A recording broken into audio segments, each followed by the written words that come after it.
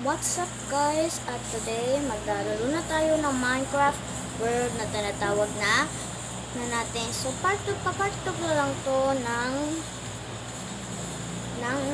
house reviewing natin. So part 2 na to. Check on my channel para makita nyo yung part 1 ko.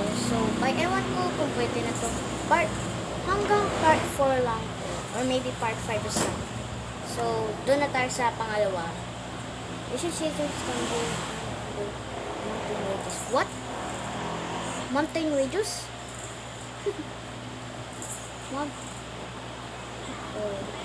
Oh nga pala, mayroon pala tayong bagong update na tinatawag na natin Warden. So, Warden ay isa sa mga pinamalakas na mobs na magkikita natin sa ating kasaysayan ng Minecraft. So, mga friends at sa mga subscribers, thanks sa mga 6 subscribers. So, okay lang nun. Basta, keep up ko pa rin. Let's go. Oo nga pala guys, may zombie nga pala dun sa labas. So, i-defeat ko muna. So, ito nga pala, ba't itim pala to? Kasi, tignan nyo to. Ito nga pala yung underground. Tapos, kailangan ko nga pala ng aso.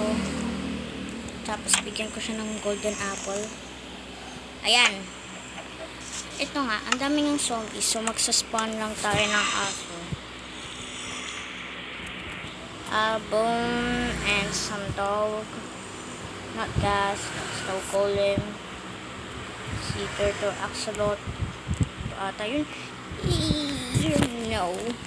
Stray, no. Sea turtle, no. Ayun, wolf.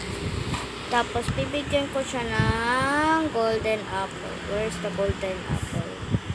Nasaan yung golden apple? So, guys, nire-review ko lang sa inyo yung bahay. Kaso nga lang, may problem nga lang. Enchanted apple na lang.